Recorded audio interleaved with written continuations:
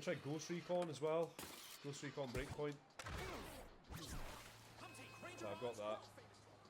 Got some mods for that as well. You get like an M4 that looks a bit different. Thought it was pretty cool. But there's also a first-person mod which just completely changes the game. So I don't know if you've played Ghost Recons, but they're like they're mostly third-person. But when you aim, you can do first-person. But this mod allows you to just always be in first-person. So it's like Call of Duty or any other FPS game. But that's pretty cool. So might stream some of that. I've got so many different games I could stream, but I don't really know what would be entertaining. Because I know Ghost Recon can be quite slow.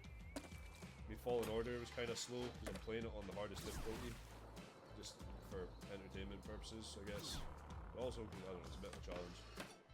But, it just gets a bit tedious playing on the hardest difficulty because you spend like fucking half an hour doing the same shit over and over again because you keep dying.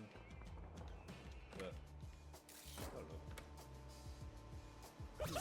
It's still quite fun.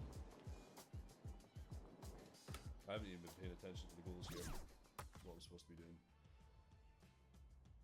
Spy transfer in the water tower. The secret tape. Where was the tape? I can't remember. Is that the tape? That is the tape. Okay, so I could do the spine transfer into the water tower, then I could get the secret tape from the water tower. I don't really need a bit of a get off here, no! 3 seconds. I'm not going to be able to do it this time. Maybe if you get the 6th score, do you think? Get a 70,000 combo before the timer runs out? Well, not the timer, but... See, I'm not doing very well for points. Oh, what? Okay. I could have done it there, to be fair. I mean, it just kind of launched me away from the trick. Other games too. Played Valorant for a while, but I was absolutely dog shit. Like I can't play with mouse and keys. And that was my friend who got me into playing Valorant because he was obsessed with it. Haven't played Valorant in a long time though.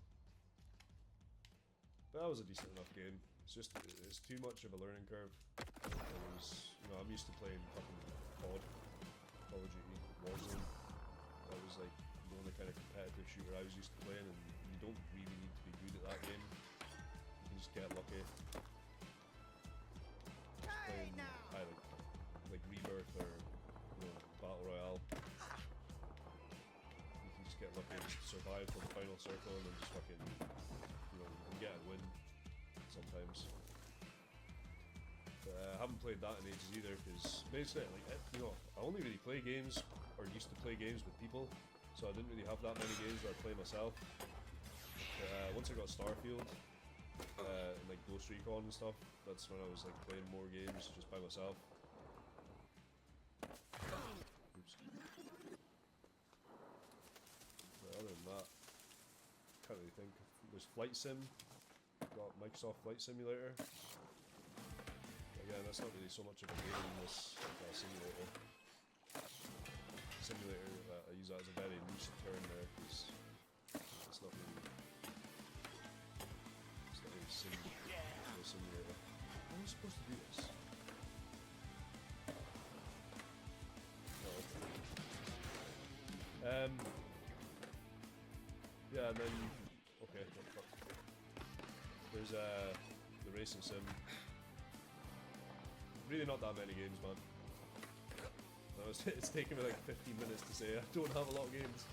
I'm just trying to remember what games that I actually have. Because for years, like after this, after the whole Tony Hawk saga, of like playing those games religiously, it turned into COD, like Call of Duty. So I don't know if you're familiar with COD. So I keep saying Call of Duty just to make sure you know what I'm talking about. Yeah, it was all those games. It was COD 4, World at War, fucking just every single COD up until like the past few, because the past few have all been the same. Like after Warzone came out, it's basically just been the same game. And then the story modes were shit. Like the single player campaigns for most of the CODs started to get shit after like I think Black Ops 3 was what killed it for me with the COD campaigns, because like I was expecting like a sequel from, you know, Black Ops 1 and 2, because they were done really cool. They were done really well. They actually followed on the story. And then Black Ops 3, there was literally like next to no mention of anything from the other campaigns, apart from like you're talking to this like paramilitary group, and then they say something about they were able to get all the equipment because of Raul Menendez, and I was like, oh, a callback, finally.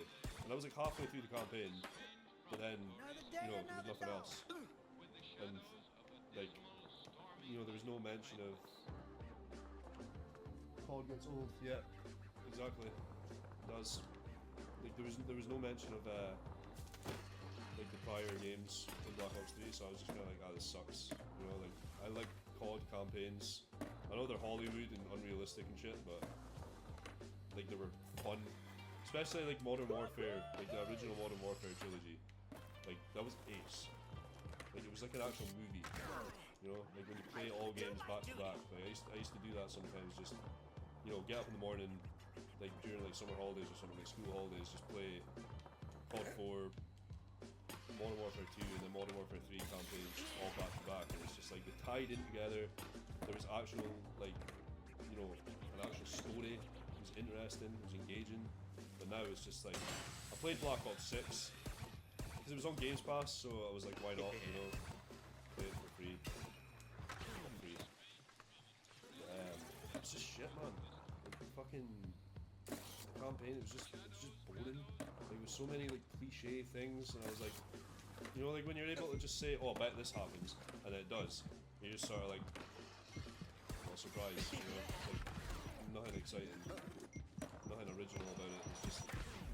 It's just recycling old characters that, you know, people buy the game for. Like, oh wow, look, you know, there's another game that's got fucking Mason and Woods in it. This will be sick. Turned out to be shit. Same with Cold War. Like, you know, it was the same. Like, Cold War was alright.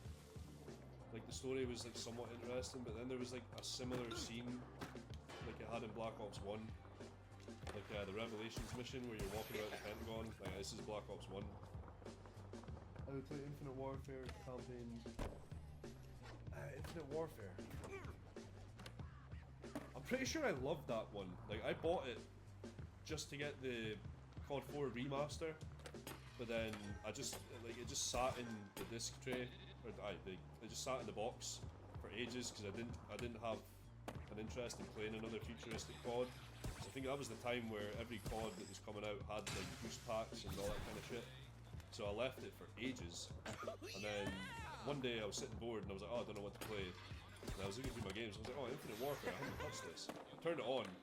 One of the best campaigns I've played. It was so fun. It was just something different, you know. It was like the space age stuff.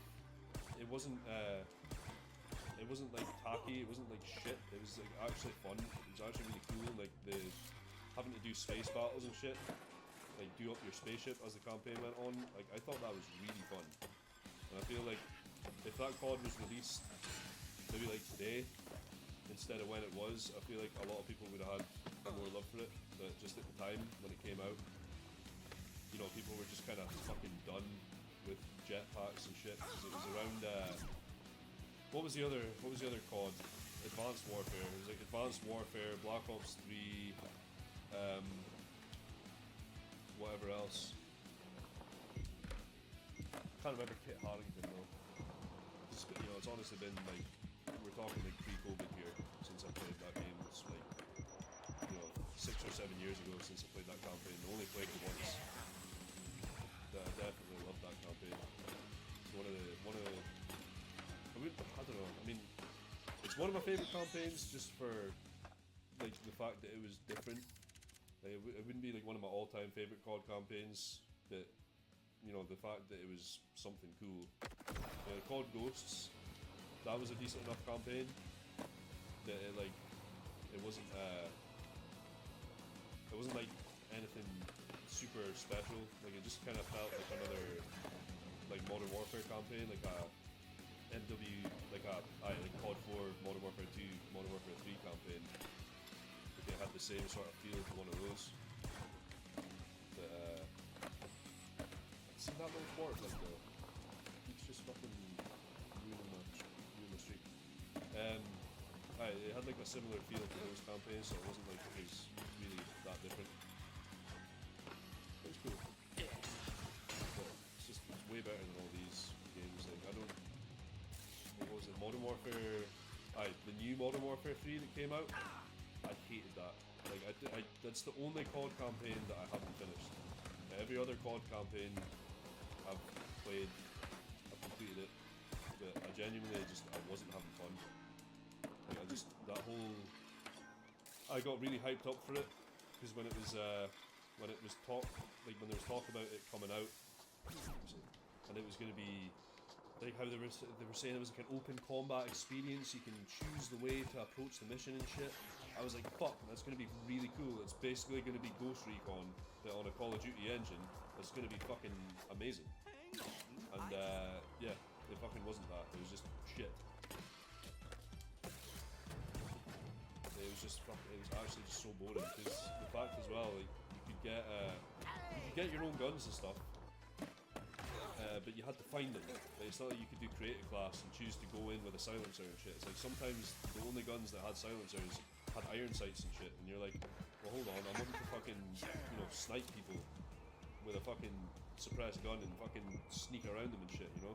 But yeah, I don't know. It was just a massive Modern Warfare 3, the new one. It was just a massive disappointment. It was just really shit. Like I was excited for the first Modern Warfare 2019 when I saw that was coming out. I was like, I don't like the fact that they're fucking reusing Captain Price and shit. I think that's pretty fucking like make something new, you know. But then it came out and I was like, oh, this is actually pretty good. You know, like the whole like just the system that they had, like being able to like mount your gun on doors and shit and fucking peep around out corners. I thought that was really cool. I like having like you switch to your pistol and your gun, your rifle's still there. You know, just fucking pull it out like that, one hand. I thought that was sick. There was a lot of really cool stuff that they did with that game. And the campaign as well, despite the fact that being fucking reused characters, I thought was really, like, I really enjoyed that campaign. There was a lot of like, it kind of felt more gritty. You know, like COD went back to kind of how it should be, in my opinion, like being that sort of like not arcadey sort of game, like arcadey enough for like the online multiplayer. Like Modern Warfare 2, you know, that had a pretty arcadey multiplayer. Like they all did, to be fair, but like it just like the campaign had that feel of like the way that I think COD should be. But then Modern Warfare 2, the new one, Modern Warfare 2 2021 or whenever it was it came out, that got really Hollywoody. Like there was a couple of bits in the campaign where I was like, holy fuck, like it's too Hollywood now. Like before, like the other CODs, like the original Modern Warfares and Black Ops and shit, you could suspend disbelief. Like there was like, you know, you could be watching, you know, you watch it and be like, nah, that's not really realistic, but it's like it wasn't anything that was just like too over the top where you were like, nah, fuck that.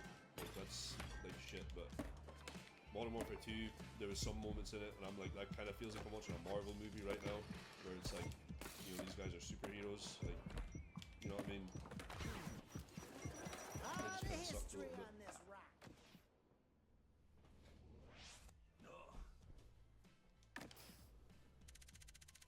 But we'll see. We'll see what the future of COD brings.